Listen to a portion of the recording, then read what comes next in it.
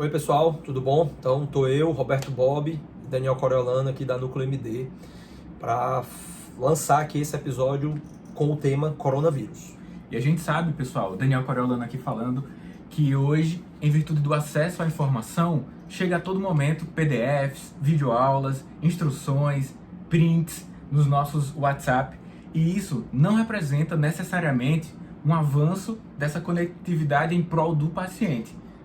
Em um outro momento, a gente tinha limitação quanto às informações que chegavam há décadas atrás. Hoje, o acesso à informação está mais ágil, mas essa sobrecarga de informação, às vezes, deixa a nossa comunidade médica um pouco paralisado.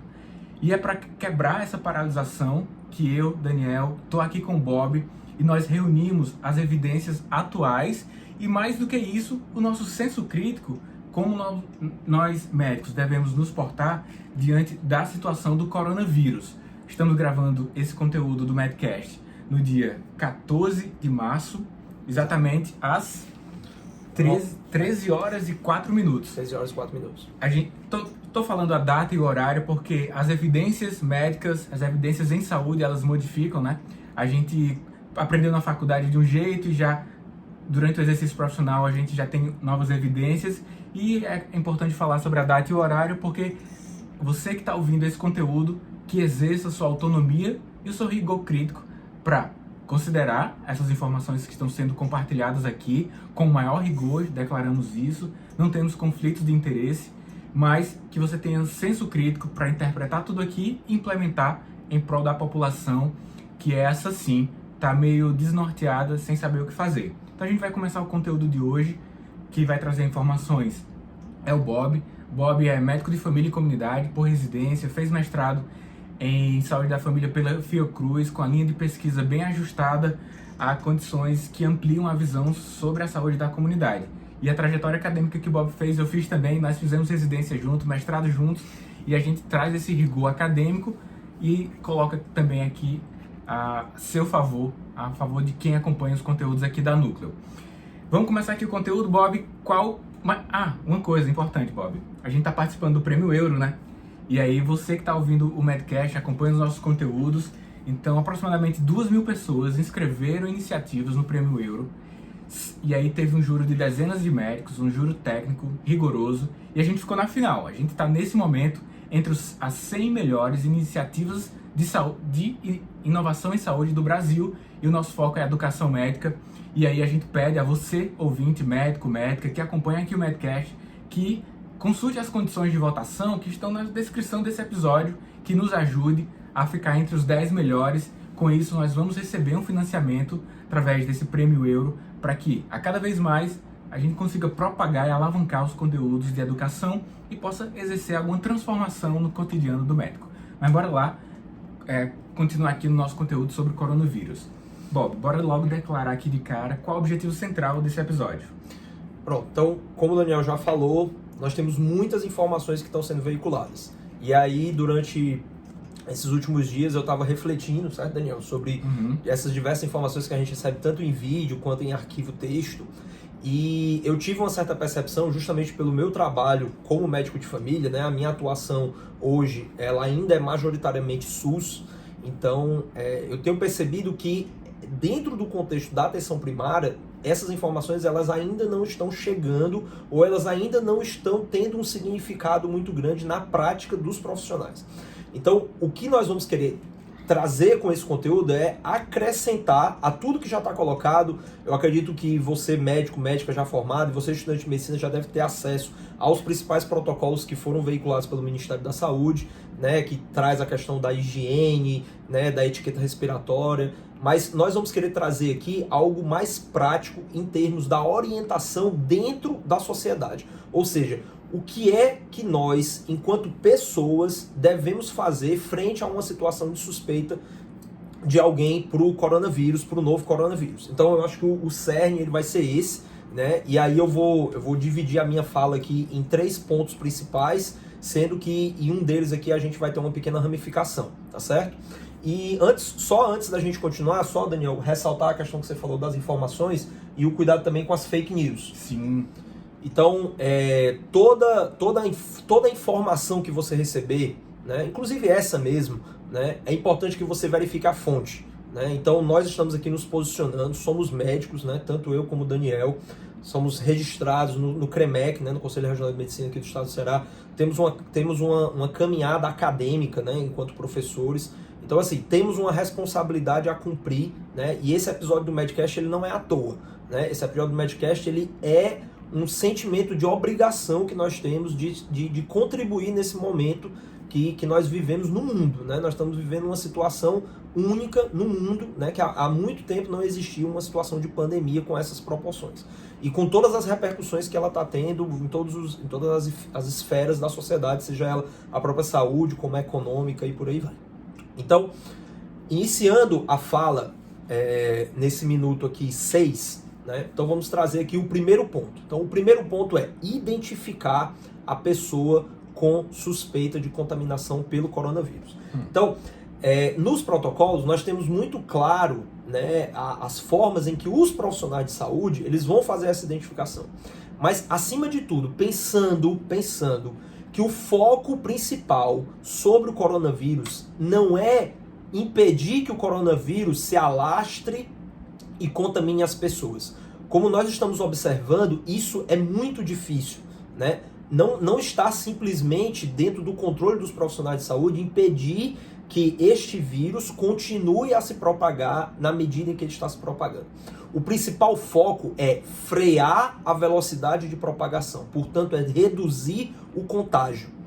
Para que nós possamos fazer isso, é importante que toda a população, e aí eu quero fazer um destaque, porque dentro do SUS, né, dentro do Sistema Único de Saúde, nós temos a figura do agente comunitário de saúde, que ele é o braço do SUS, imediatamente em contato com toda a população.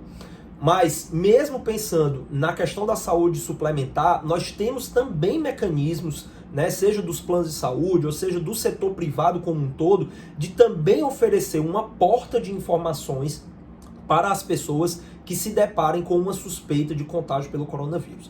E eu acho que isso é o mais importante quando a gente pensa na identificação. Porque toda a população deve ficar muito tranquila de entender que o surgimento de sintomas que podem ser considerados como um resfriado comum, que seria febre e mais um sintoma respiratório, esse pequeno conjunto de situações, ele já coloca um alerta para a questão do coronavírus.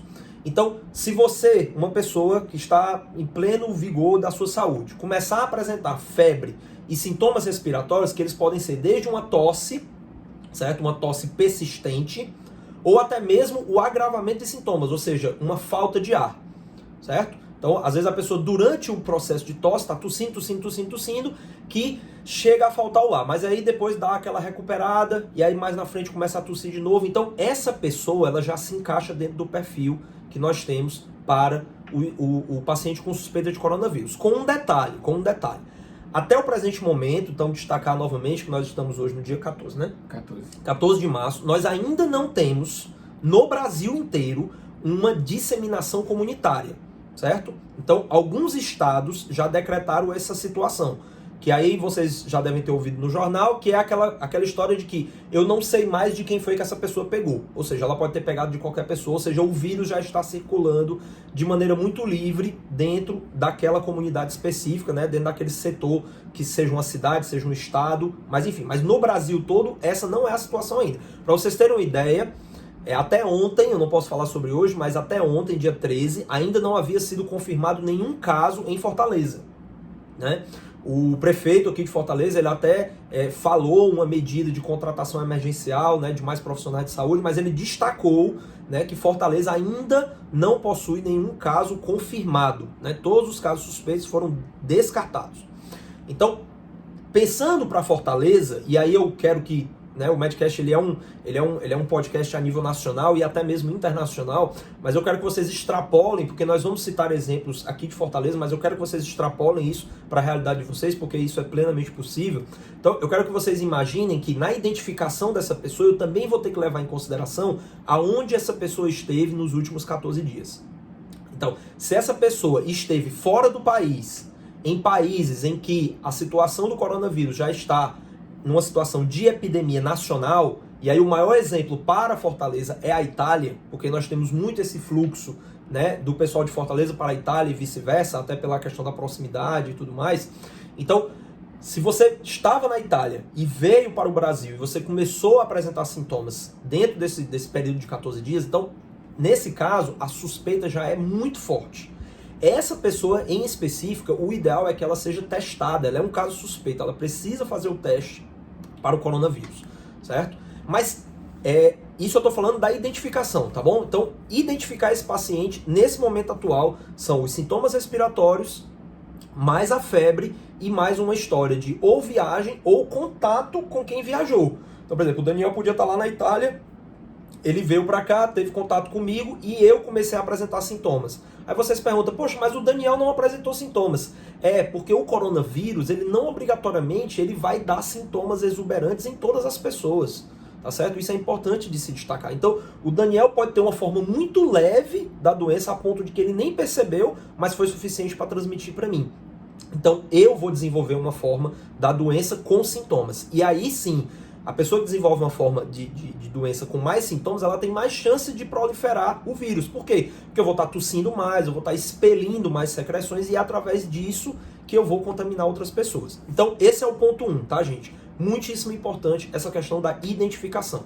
Agora, os outros pontos são mais importantes, porque esses sim vão ser definidores, eles vão ter um impacto direto sobre o contágio, ou seja, a capacidade do vírus, que o vírus tem de passar de mim, que estou com o vírus, para uma pessoa que não está com o vírus. Bob, deixa eu fazer um pouquinho, dizer como é que funciona o serviço de saúde, para você abordar esse tema agora, certo. Porque alguns colegas pode ser que já estão há algum tempo afastados do serviço público e não enxerga bem como funciona o serviço. Então Perfeito. A gente tem atenção primária, secundária e terciária. Isso. A atenção primária diz respeito a uma porta de entrada ao serviço de saúde, então é o primeiro local onde as pessoas buscam Exato. o serviço e muitas vezes quando chegam à porta de entrada, a atenção primária à saúde, conhecida também como atenção básica, né, no nosso país, mas o termo mais internacional APS, né? Atenção primária à saúde. As pessoas chegam com problemas indiferenciados. Elas não chegam com aquela história natural bem descrita. Não. Elas chegam oligossintomáticas, com um ou outro sintoma. Poucos sintomas. Traz desconforto e o médico utiliza a longitudinalidade, né? O segmento, a demora permitida. Ele pode avaliar um dia, avaliar no outro e quando a história natural se revela, ele tem um diagnóstico mais preciso. Mas a atenção primária, como sendo a porta de entrada para a maior parte da população, em virtude de que a maior parte dos problemas de saúde são contemplados assistencialmente na atenção primária, é algo relevante se pensar sobre isso para os colegas que estão um pouquinho afastados do SUS, enxergue o que é a atenção primária e qual sua importância nesse momento da saúde.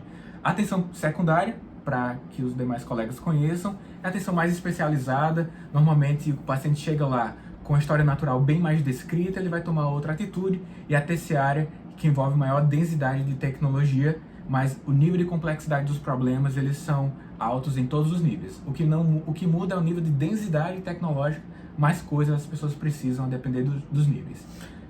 Exato. E aí dentro dessa sua fala é destacar a atenção primária mesmo, né? Então, de forma concreta, né, assim, porque eu até fazer um parêntese aqui, certo, gente? O Medcast, ele é um conteúdo para médico e estudante de medicina.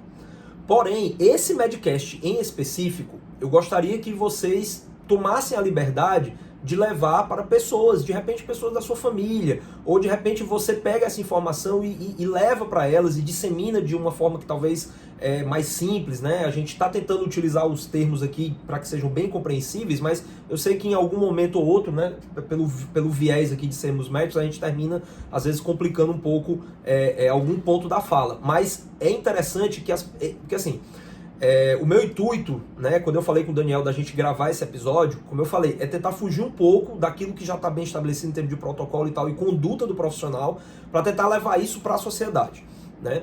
Então, pensando nessa questão, é que eu acho que esse episódio ele vale a pena ser compartilhado para além do nosso público tradicional, tá certo? Mas com muito, muito, muito cuidado, né, de que as informações aqui, elas não são no sentido de conduta. Aqui ninguém vai falar sobre o uso de medicamento, aqui ninguém vai falar sobre isso, justamente porque esse tipo de conduta, ele deve estar restrito à comunicação de médicos paramédicos, ou no máximo estudantes de medicina, certo? Então, fechou isso aí. Então, pegando a fala do Daniel, nós temos que pensar a porta de entrada. Então, onde é que a pessoa vai chegar, certo? E aí nós temos, dentro da atenção primária, né, no Brasil, as unidades básicas de saúde, ou como muita gente chama, os postos de saúde. E aí o que é que acontece? Né, aí é o segundo ponto, tá, gente? Aí esse segundo ponto ele já vai se misturar com o terceiro, eu não vou conseguir talvez dividir aí de forma muito organizada, mas aí vocês vão entender à medida que eu vou falando. Então, esse segundo ponto é, o que é que essa pessoa, né, que foi identificada com o coronavírus, né, mesmo dentro de casa, de repente você, sei lá, você é um adolescente e tal, escutou e tudo isso, poxa, eu acho que o meu primo, né, que mora aqui comigo, eu acho que ele tá com esses sintomas e tal, ele pode ter o coronavírus. E aí, o que é que você vai fazer, né? Como a gente vai se portar em relação a isso? Então, existem dois caminhos, certo? O primeiro caminho é o agente comunitário de saúde. Então, teoricamente, essa pessoa, esse profissional, ele vai até a casa de todas as pessoas, né? Então, teoricamente, todo mundo no Brasil é para ter um agente comunitário de saúde. Então, esse seria a sua primeira porta, esse seria o seu primeiro caminho. Mas digamos que você não tem agente comunitário de saúde, né? A atenção primária, por um motivo ou outro, ela não está funcionando 100% na cidade onde você mora, mas tem uma unidade de saúde, existe uma unidade básica de saúde lá. Então, o caminho seria você que não está doente, procurar a unidade de saúde. Porque veja bem, o seu primo, ele tá lá doente, mas ele não tá com sintomas graves. Você simplesmente percebeu porque, poxa, ele tá tossindo, né? Ele teve uma febre e ele teve uma história de que ele chegou agora recente do exterior. Então, poxa, ele pode estar com coronavírus. E aí, por que você vai à unidade de saúde e não ele? Porque nós estamos falando aqui de contágio. Contágio.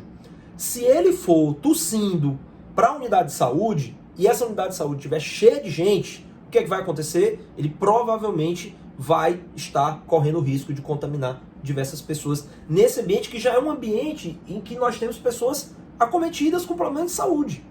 Então, pense aí, população de idosos, por exemplo, a gente vai fazer um destaque para os idosos no final, mas população de idosos, por exemplo, que é uma população de extremo risco, nós temos que ter muito cuidado com a nossa população idosa, né? Porque até onde a gente tem de dado, de informação desse vírus, do novo coronavírus, é que ele é mais letal, ou seja, ele atinge de forma mais danosa, ele causa mais mal para as pessoas mais idosas, principalmente os idosos acima de 80 anos, certo? Então, já pensou, você lá tá com os sintomas, e aí você vai para dentro da unidade de saúde e entra em contato com diversas pessoas lá, inclusive idosos. Você está transmitindo esse vírus para todas essas pessoas. Agora vamos imaginar a hipótese que eu estou colocando. Você, que é um parente, um amigo, um vizinho, não interessa, você vai até a unidade de saúde.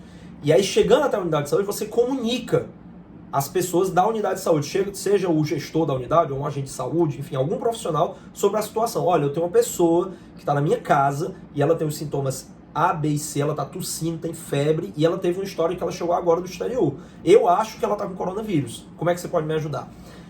E aí, assim, é claro que não existe, né? Lembrando que nós estamos falando aqui de Fortaleza, no Ceará, não existe nenhum protocolo hoje ainda, em termos de contingência, né, em Fortaleza, que vai dizer que a unidade de saúde vai até a sua casa e vai resolver o problema. Porém, há que se considerar que essa ferramenta ela possa ser utilizada, porque o processo de visitas domiciliares ele é uma ação comum dentro da atenção primária, que vai desde a questão das equipes mesmo, normal, que a gente chama de equipe da estratégia de saúde da família, como também as equipes de atendimento domiciliar. Então nós temos essas duas modalidades, né? Em Fortaleza, inclusive, a equipe de atendimento domiciliar está se iniciando agora com o programa Melhor em Casa. E isso pode ser um oportuno, né? Uma oportuna ação a se fazer para que essa pessoa fique em casa e possa ser avaliado lá. Porque isso já está sendo veiculado na mídia, né? Isso não é de agora, inclusive a própria Organização Mundial da Saúde coloca isso, que a melhor forma de você evitar de estar contaminando outras pessoas é você ficar dentro de casa, é você se isolar. Você se isola até que os sintomas estejam findados, né? E isso pode demorar de 2 semanas a 1 mês. E só uma conceituação, Bob, esse isolamento, né, por iniciativa própria, diz respeito também à educação da população. Sim. Né? Então, se você se vê na possibilidade do diagnóstico e você está sensível a essas informações, isso revela a educação de saúde que a população tem. Então, em países com menores níveis de acesso à educação, pode ser que não seja sensibilizado quanto a isso, corra para centros hospitalares e aí ajude a propagar. Exato. Como o Bob bem citou, não há um fluxo extremamente bem definido. A gente está exercendo aqui a nossa autonomia, a nossa visão crítica sobre as estratégias de reduzir ao máximo o avanço da doença e a contaminação pessoa a pessoa. Então, essa estratégia de isolamento diz respeito a uma atitude positiva, que é diferente de uma quarentena que alguns países assumiram. Então, o isolamento... Já é o último recurso. Exato. Né? O isolamento por iniciativa própria pode acontecer dentro de uma unidade residencial, dentro de um serviço de saúde. Então, um determinado hospital de algum local do mundo viu que estava se espalhando ali entre aquelas pessoas que estão no ambiente, isola o hospital. Mas pode-se decretar também a quarentena, que é o isolamento por um nível de maior rigor quanto a... É meio que uma restrição. Você não vai poder sair. Né? Você, Adentrar inclusive, o vai ambiente. ficar sendo vigiado lá, o ambiente vai ser vigiado. Que é o que ninguém entra e ninguém sai. Acontecendo, por exemplo, né, em cidades da Itália. Exato. Então, tem cerco policial ao redor. Então, justificativa muito intensa, inclusive registrada, né? Estava sendo reportado aí pela mídia mais aberta que a pessoa pode ser presa até por 3 anos. A jornalista citou na reportagem que eu assisti ontem, na Band. Então, é algo muito mais rigoroso. Quando tem quarentena, o governo tem que dar suprimentos, né? Para que o governo provê para que você fique bem durante aquele período. Naquele local. Mas aqui a gente está falando de isolamento, desse exercício educacional também. Que é uma coisa voluntária. População. É uma coisa voluntária, assim. Obviamente, ninguém vai obrigar você a ficar preso dentro de casa. Né? Eu tô falando de isolamento. Né? Quarentena, na prática, é isso. Você vai obrigar você a ficar preso dentro de casa. Você vai ficar preso. Né? Mas você vai ficar preso para um bem comum. Né? Então, é uma ação que reverbera em termos das repercussões que a sua saída possa causar. Mas, enfim. Então, chegou até a unidade de saúde, você... Aí acho que entra também aqui até como um apelo, né, de repente, de que os gestores eles possam, né, à medida que tenham acesso a esse conteúdo que nós estamos publicando, pensar, né, de que maneira isso possa ser viável. Porque o que é que eu entendo, certo, Daniel? Na minha prática, né, eu atuo dentro do SUS, eu trabalho na equipe de estratégia de saúde da família, e quando uma pessoa adoece, não vou dizer na grande maioria das vezes, mas em boa parte das vezes, ela busca o serviço de saúde para quê? Para pegar um atestado. Ela busca uma forma dela poder se justificar no trabalho que ela não está em plenas condições de exercer a sua atividade. E no caso do coronavírus, imagina, você tem um sintoma leve, certo? Que na prática você poderia até dizer assim, não, mas eu estou em condição de trabalhar. Só que se você for trabalhar, o que é que vai acontecer? Você vai contaminar todo mundo do seu trabalho. Sobretudo os mais sensíveis, de maior os mais mortalidade. sensíveis, que aí os mais sensíveis são aqueles que têm maior chance de morrer. Assim, né? De ter uma forma grave, enfim. Então, é uma medida, né, que nós podemos prover para essa pessoa de uma forma que realmente possamos causar impacto nessa situação do contágio. Então, qual seria a situação? Então, a pessoa comunica, a unidade de saúde fica sabendo e se programa. Não obrigatoriamente precisa ir no mesmo dia, né? A pessoa já está isolada lá, ela está razoavelmente bem, ela não está reclamando de sintomas graves. Então, a unidade se programa. Olha, tranquilo, nós vamos anotar aqui todas as informações, me dê seu telefone e tudo.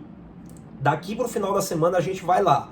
E diga lá para o seu primo, para a pessoa lá que tá adoecida, que tenha as seguintes medidas de cuidado. Porque é importante também que nessa hora o profissional de saúde lá na unidade ele possa prover informações mais robustas. Que aí não vai ser o nosso papel aqui no Medcast, certo? Mas dar orientações de forma que as pessoas que vão ficar dentro da casa com aquela pessoa não se contaminem, né? Porque assim, a chance é que já estejam contaminadas, e aí também vão ter que ser observadas pela questão do surgimento de sintomas. Mas também é importante que essas pessoas recebam essa orientação mais direcionada sobre os cuidados que vão ter que ter. Aí vai entrar a questão da máscara, né, e tudo mais, que, né, tá sendo muito batido na tecla da questão do desperdício da máscara, né? Então, se você não tem sintoma nenhum, não tem por que você estar usando máscara, né? Na verdade, quem tem que usar máscara é quem tem sintoma, que é para evitar de estar jogando os vírus em todo mundo, né? A máscara reter esses vírus lá e não tá espalhando isso, né? Mas, enfim.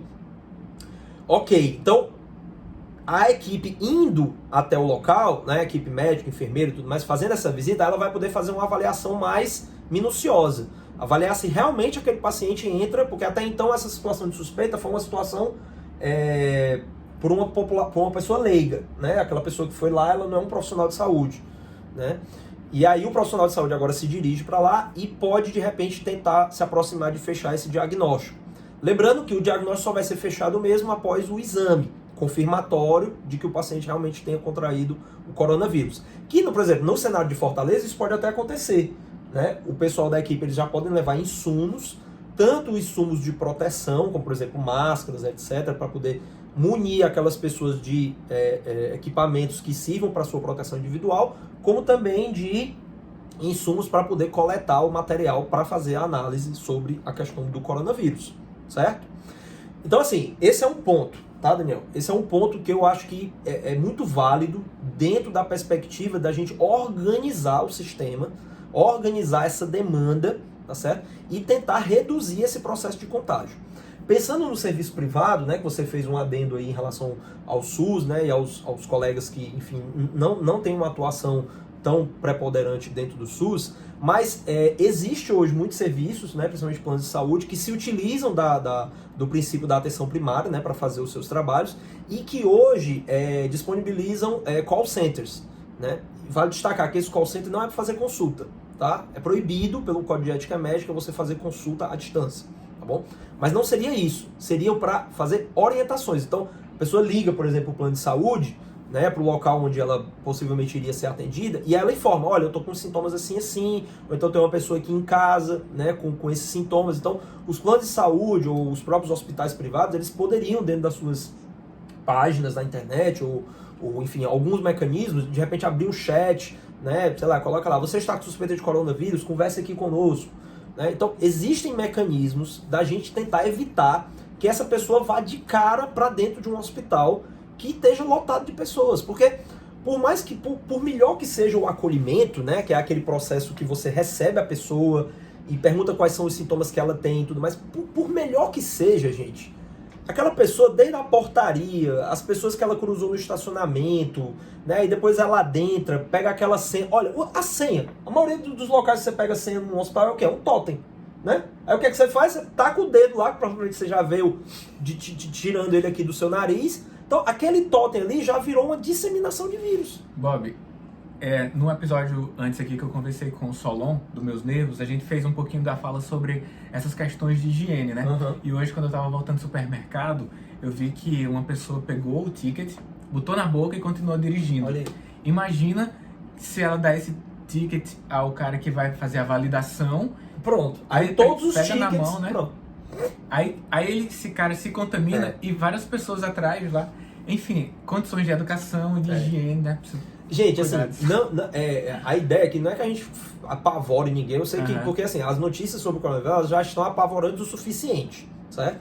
Mas assim, é organizar, entendeu? Assim, como a gente falou lá no começo, gente, não tem como a gente escapar, o Brasil vai ser diferente. Olha, eu acredito muito assim, que eu tenho uma esperança de que a gente viva uma situação de disseminação desse vírus diferente, mas que nós vamos ter casos, muitos casos de coronavírus, é impossível isso não acontecer, é impossível.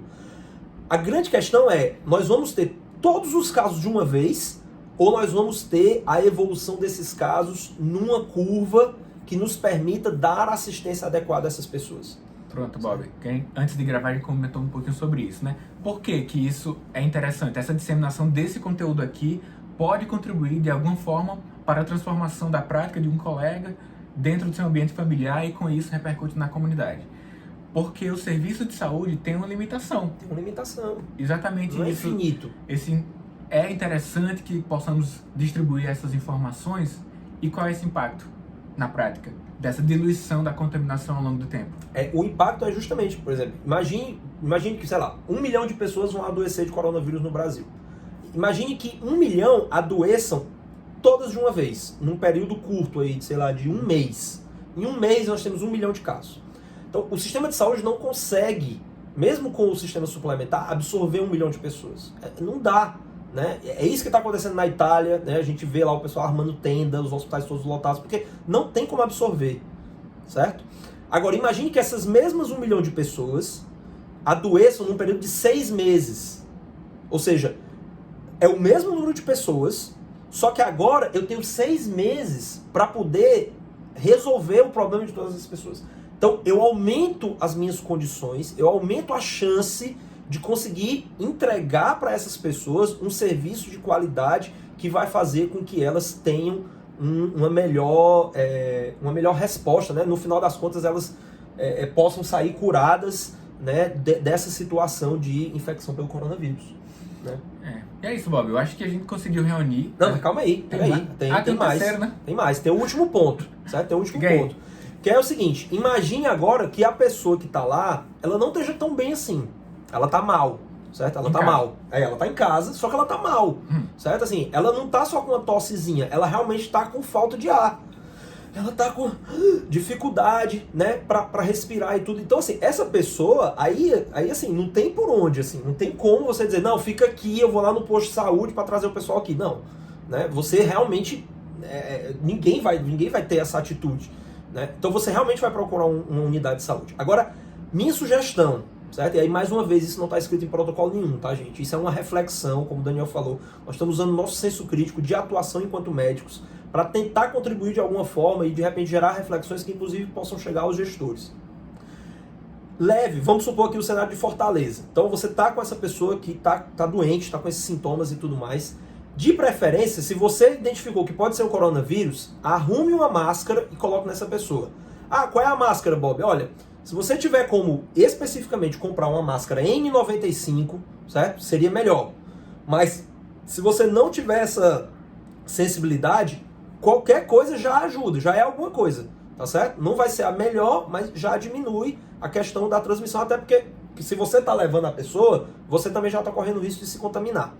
Chegou até uma unidade de pronto atendimento, que aí veja bem, aqui eu vou recomendar que a pessoa busque uma unidade, como o Daniel falou, que tenha mais densidade tecnológica. O que é isso? Ela tem mais recursos de equipamentos para ofertar o auxílio em saúde.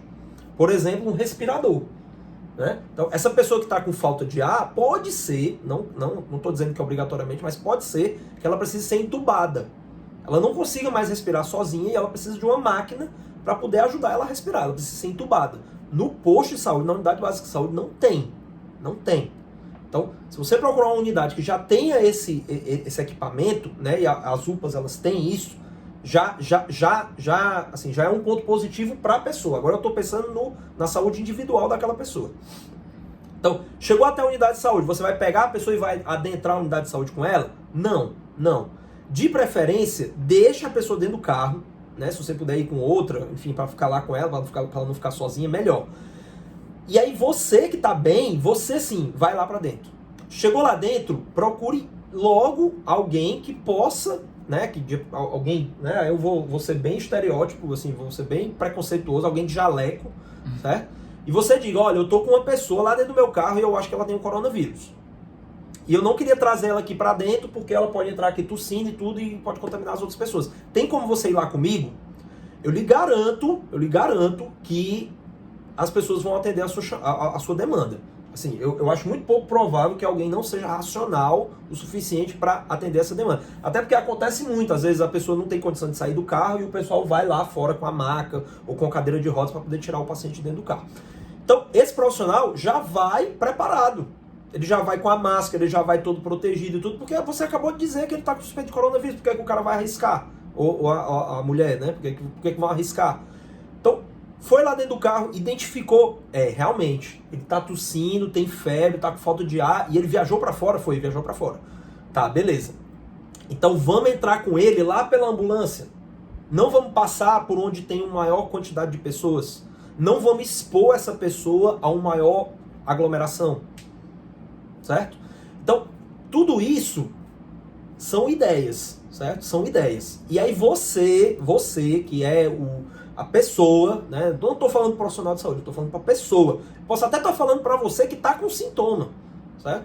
você pode ter essa proatividade. Autonomia, promoção à saúde. Exato, disso, né? entendeu? Gente, quem cuida da nossa saúde, em primeiro lugar, somos nós mesmos.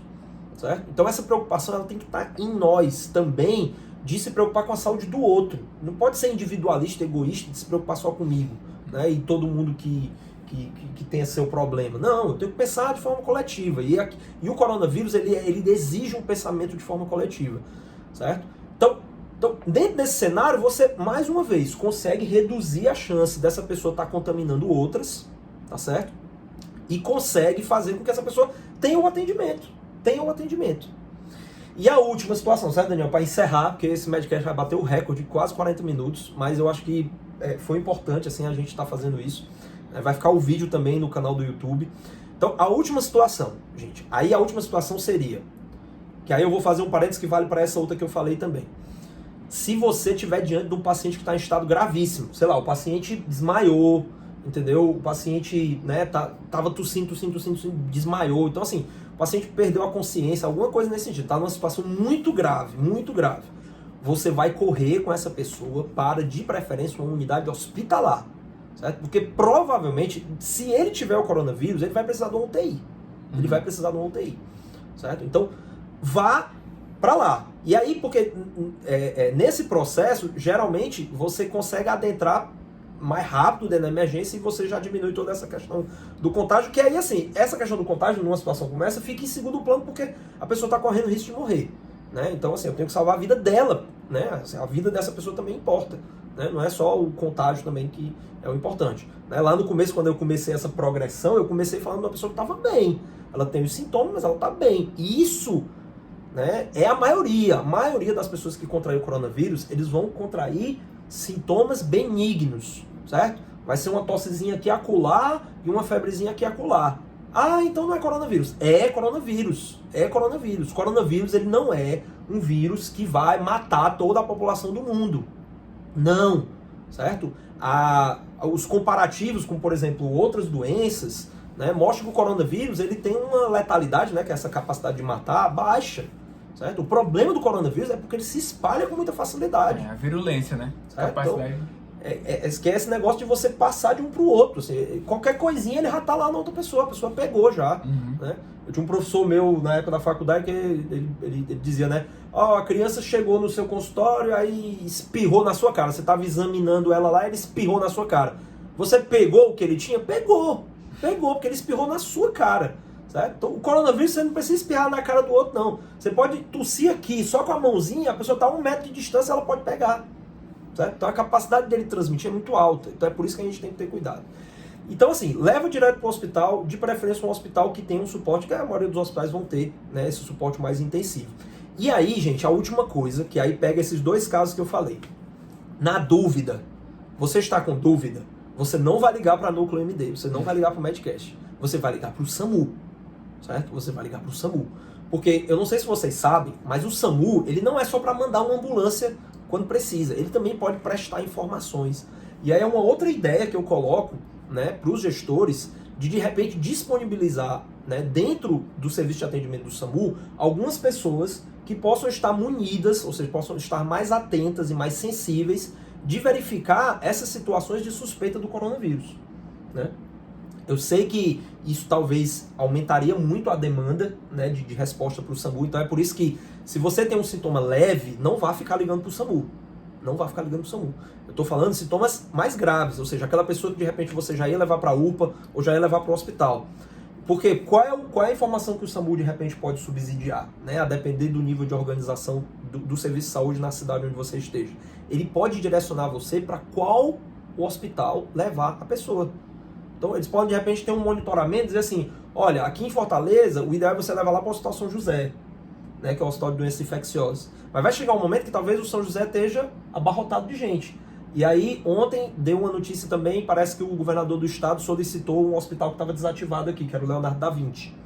Então, pode ser que em algum momento esse hospital fique ativado apenas para pessoas com sintomas compatíveis com coronavírus, né? E aí, assim, como é que a gente vai saber disso? Então, o serviço de atendimento médico de urgência, né, que é o SAMU, né, atendimento móvel, né, de urgência, ele pode, de repente, ter algum canal para subsidiar essas informações, né, porque assim, eu também não vou... eu digo isso porque assim, é muito complicado você criar um número novo. Se você tiver dúvida sobre o coronavírus, ligue para 0800, não sei o que, não sei o que, não sei o que. Gente, a ação mais rápida da pessoa, se ela tiver a ação de pedir socorro, vai ser ligar para o SAMU. Né? Então, nada melhor que o SAMU ter um ramal, que aí pode ser um serviço interno, tipo, a pessoa atende, a pessoa fala, eu tô com alguém aqui que tá suspeito de coronavírus, tá mal. Pera aí, só um minuto, eu vou transferir aqui para a pessoa lhe passar informações. Bufo. Transfere lá para outra. E o atendente normal fica disponível para atender as outras coisas que não vão parar de acontecer. Acidente de trânsito não vai parar de acontecer, as pessoas infartando não vai parar de acontecer, paciente com AVC não vai parar de acontecer. Então a gente vai ter que lidar com essa situação a mais, tá? Bom, então, recapitulando, identificação, né, isolamento, fique em casa se você tiver com sintoma, mas estiver bem, né, se o seu porte de saúde estiver bem. Tente buscar a unidade de saúde, não você, mas peça para uma pessoa ir por você. Pegue informações para evitar o contágio dentro de casa. Peça para que uma equipe de saúde faça essa visita, para que possa lhe munir pelo menos do atestado médico, mas o ideal é que lhe traga informações para como é que você vai se cuidar dentro desse ambiente que você está inserido. Né? Inclusive, assim, sem querer fazer muita propaganda, né? Como eu falei, a gente aqui não tem nenhum viés, a gente não está recebendo patrocínio de ninguém. A gente fala, o Daniel falou na Band aqui, eu já falei no prefeito de Fortaleza, falei no governador do estado do Ceará. Então, assim, isso não se trata de apoio, nem de crítica, nem nada. São simplesmente informações que nós estamos agregando aqui. Mas amanhã o Fantástico prometeu que vai falar com as pessoas que estão sob situação de isolamento. Então, a gente vai poder ter uma noção como é que está o estado físico de saúde dessas pessoas, que aparentemente, pelo que eu vi, né, de relance lá nas passagens, são pessoas que estão bem, né? São pessoas que estão bem, né? Assim, não é uma pessoa assim que está para morrer, sabe? Então são pessoas que realmente estão bem. Então, e aí, agora, se a pessoa estiver mal, aí, mais uma vez, tentar ligar para o SAMU, né, para ver se consegue alguma informação de qual o melhor local para levar essa pessoa.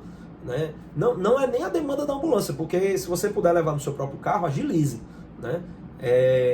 Aí ir para uma UPA, né, se a pessoa tiver com sintomas mais graves, mas também não tiver desmaiada, por exemplo, desfalecida, ou a ponto de desfalecer, ou com algum sangramento, enfim, alguma coisa muito grave, né? Ou para uma unidade hospitalar, se sim apresentar um sintoma mais grave. Né? Bom, gente, aí eu acho que a gente encerra. Eu acredito que ficou um podcast mais extenso, mas eu acho que é importante porque não adiantava só também jogar isso aqui, né? A gente precisava também trazer algumas justificativas do porquê que a gente está colocando isso, porque, mais uma vez, isso não está dentro de nenhum protocolo, mas nós estamos pegando informações a partir de protocolos. Então, a partir do que a gente leu, a partir das leituras que fizemos, das fontes que nós consultamos, seja do Ministério da Saúde, da Organização Mundial da Saúde e de sociedades científicas, tanto no Brasil quanto fora, a gente imagina, trazendo para a realidade, porque a gente tem que dialogar com a realidade, gente. A gente tem que dialogar com a realidade, certo? Imaginar que uma pessoa vai chegar num posto de saúde, tossindo e espirrando, ou tossindo e com febre, e que, miraculosamente, alguém vai pegar essa pessoa antes dela entrar em contato com ninguém, vai colocar ela numa sala onde não tem ninguém, para poder fazer todo o atendimento. Isso não é dialogar com a realidade.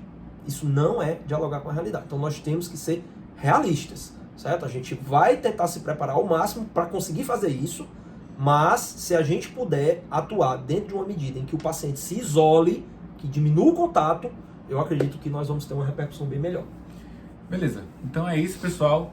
Nós, da Núcleo MD, sempre focamos a entrega dos conteúdos para a transformação da prática do médico em prol da saúde da população e, mais uma vez, exercendo essa autonomia e essa sensação de responsabilidade que a gente tem com o nosso público, a gente gravou esse conteúdo. E se você tem algo a contribuir, tem a área de comentários aqui, né? Quem está acompanhando esse conteúdo no Medcast tem comentário. Quem está acompanhando no canal do YouTube tem a possibilidade de comentar também. As nossas redes, sobretudo o Instagram, estarão abertas para a gente continuar o diálogo. Caso alguém queira acrescentar algo, se posicionar, o canal fica aberto também. Isso. E aí é só buscar @NúcleoMD, que o Bob administra, ele vai estar à frente. Ou o meu, @Daniel Coriolano. Isso. A gente vai estar lá. Esses dois canais têm uma prioridade de comunicação com o público médico. Isso. Tá? Tem o E aí aqui na área de descrição do episódio, algumas informações adicionais. Exato.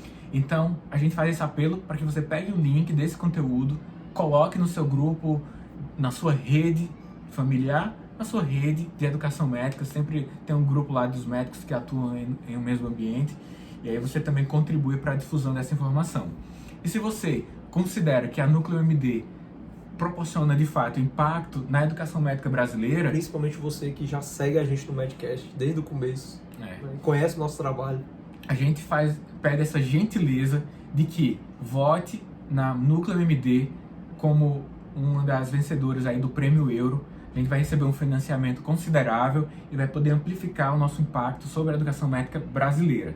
Então, nesse momento que a gente está gravando o vídeo, a gente está próximo a 400 mil plays no Medcast. É o maior podcast de medicina, disparado.